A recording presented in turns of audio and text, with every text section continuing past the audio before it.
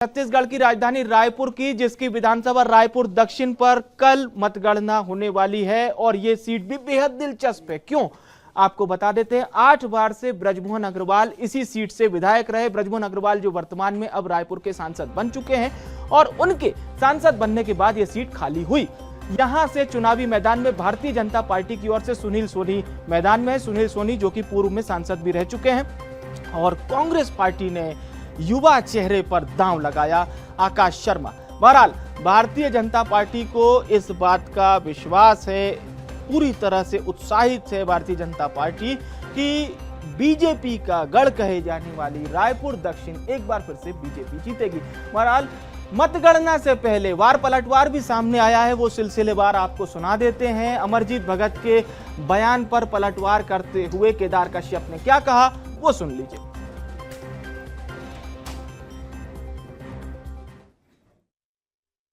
परिणाम नहीं आता है, सभी दल जीतते हैं।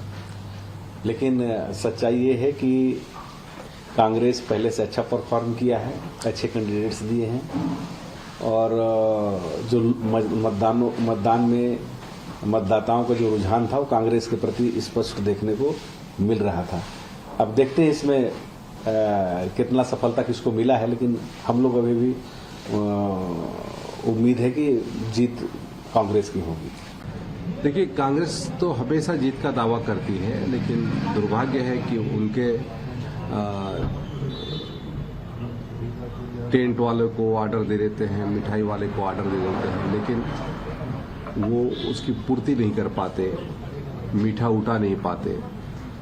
और हमारी इतनी सीटें आ रही हैं कहते हैं, लेकिन वो सीट कांग्रेस की नहीं बल्कि टेंट के माध्यम से आती है। तो ऐसी स्थिति है कांग्रेस के पक्ष की। और एक दिन है, आज जितना खुशी मनाना है मना ले, कल से फिर वो ईवीएम का रोना रोएंगे कि ईवीएम खराब था और ये प्रणाली बदलनी चाहिए। इस तरीके से वो बहाने। कल रायपुर दक्षिण उपचुनाव के परिणाम आने हैं और देखा जा सकता है कि भाजपा और कांग्रेस दोनों ने ही प्रचार प्रसार में कोई कमी नहीं छोड़ी और कल जब परिणाम आएंगे तो कहीं ना कहीं जो प्रत्याशी है उनके भाग्य का पिटारा खुलेगा और जनता ने किसे अपना नेता चुना है वो भी पता चलेगा। ऐसे में कल की चर्चा करने के लिए हमारे साथ भाजपा के प्रत्याशी सुनील सोनी जी जुड़े हुए हैं, सीधा उनसे संवाद करेंगे। सबसे पहले कल को लेकर के धड़कनें कितनी बढ़ रही है? कल निश्चित तौर पर दक्षिण विधानसभा में कमल खिलेगा और चुनाव के समय भी हमने कहा था कि आने वाले समय के अंदर में ब्रजमोहन अग्रवाल जी और हम मिलकर जो है वो दक्षिण विधानसभा का तेजी से विकास करेंगे। केंद्र का मोदी जी की योजना, मोदी की गारंटी, विष्णुदेव साय जी की योजना प्रत्येक व्यक्ति तक के पहुंचे, ये संकल्पबद्ध है और विकास ही हमारा मुद्दा था और विकास के आधार पे हमने चुनाव लड़ा। हमने भ्रम नहीं फैलाया, झूठ नहीं बोला और जो कहा है उसको करके दिखाएंगे। यही भारतीय जनता पार्टी है। अब तक जनता ने आपको अलग अलग पदों पर देखा है, महापौर की बात की जाए, सांसद की बात की जाए, पार्षद की बात की जाए, लेकिन अब जो है एक नए अंदाज में आपको देखेंगे विधायक के रूप में। अगर कल जो है देखा जाता है भारतीय जनता पार्टी के पक्ष में जो है परिणाम आता। तो सुनील सोनी जो कि बीएसटीवी से खास बातचीत कर रहे थे, जाहिर सी बात है अपनी पार्टी की जीत का दावा किया है। बीजेपी प्रत्याशी हैं, सीधे रायपुर का रुख कर रहे हैं। शिवम हमारे साथ लाइव जुड़ रहे हैं। शिवम, अब तो जो कहना सुनना था वो हो चुका है, कुछ घंटे का इंतजार है, लेकिन मतगणना पर दोनों पार्टियों की नजरें जरूर टिकी है। बीजेपी भी जानती है कि यह चुनाव जीतना कितना महत्वपूर्ण है उसके लिए। जी बिल्कुल, देखिए 13 तारीख को मतदान हुए थे और मतदान रायपुर दक्षिण विधानसभा सीट को लेकर हुए थे। छत्तीसगढ़ की इकलौती सीट थी जहां पर उपचुनाव 13 नवंबर को हुए थे। उस दिन के बाद आज 22 नवंबर है और कल मतगणना होनी है, यानी कि आज की रात जो प्रत्याशियों के लिए होगी, चाहे वो कांग्रेस प्रत्याशी हो या वो बीजेपी प्रत्याशी हो, दोनों के लिए एक गाना बहुत ट्रेंड कर रहा है सोशल मीडिया में इस समय, जिसका नाम हर चुनाव के पहले ये गाना और हर मतदान के पहले ये गाना जो है जी। गाया जाता है और इसको वो किया जाता है, यही रात अंतिम, यही रात भारी। तो दोनों ही प्रत्याशियों के लिए ये जो गाना है आज बहुत ज्यादा सूट करने वाला है, चाहे वो कांग्रेस प्रत्याशी आकाश शर्मा हो, चाहे वो बीजेपी प्रत्याशी जी, सुनील जी। सोनी हो।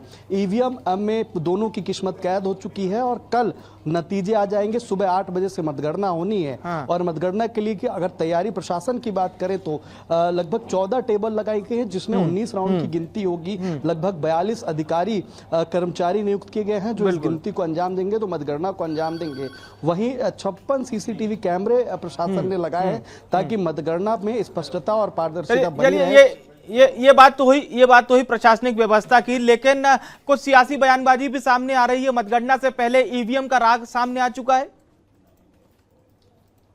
जी बिल्कुल, देखिए पिछले 2-3 दिन की बात करें तो 2-3 दिन में ही कांग्रेस और बीजेपी के बीच जमकर दावे किए जा रहे हैं। कांग्रेस एक तरफ मुस्तैदी से इस दावे को कर रही है कि वो जीतेगी। जो दक्षिण विधानसभा में उपचुनाव हुआ है, जो बृजमोहन अग्रवाल की सीट मानी जाती थी, उसमें अब कांग्रेस का परचम लहराएगा। ये दावा कांग्रेस की तरफ से किया जा रहा है, आकाश शर्मा वहां पे जीतेंगे।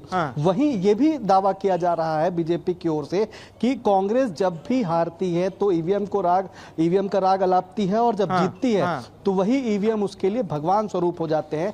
तो ये वार पलटवार जो है ईवीएम को लेकर चल रहा है। इसी के साथ साथ जीत के दावे चल रहे हैं। आज सुबह जब अमरजीत भगत, जो कि कांग्रेस के नेता हैं और पूर्व मंत्री हैं, उन्होंने ये बताया कि जो राजनीतिक दल होते हैं, जब तक मतगणना नहीं हो जाती सभी दल यही सोचते हैं कि वो जीत रहे हैं, लेकिन असलियत जो है कल शाम तक की पता चलेगी, क्योंकि कल मतगणना होनी है। काफी राजनीतिक हलचलें जो है वो टिकी रहेंगी इसी बात पर कि रायपुर दक्षिण में आखिर किसका परचम लहराने वाला है। बिल्कुल, ये आपने अहम बात कही है, लेकिन मैं एक बात और जरूर जानना चाहूंगा, हमारे दर्शकों को बताएं, क्योंकि अमरजीत भगत तो ये कह रहे थे कि भले ही हम इस चुनाव को जीत जाएं, उसके बावजूद भी हम ईवीएम पर जो हमारा स्टैंड है वो बरकरार रहेगा।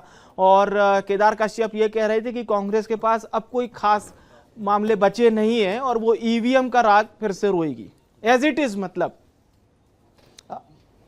जी बिल्कुल, कल भी ना दीपक बैज जब उनसे पूछा गया कि क्या ईवीएम पर दोषी ठहराएंगे अगर कांग्रेस प्रत्याशी हारते हैं, तो उन्होंने साफ जवाब इसका यही दिया था कि ईवीएम पर ना आज भरोसा है, ना कल था और ना कल होगा। यानी जो उनका स्टैंड है, कांग्रेस का जो स्टैंड है, वो इस चीज को लेकर टिकी रहेंगे कि ईवीएम पर उनको कोई भरोसा नहीं, चाहे कांग्रेस पार्टी जीते चाहे वो हारे। यहाँ पर कल दीपक बैज का ये बयान सामने आया था।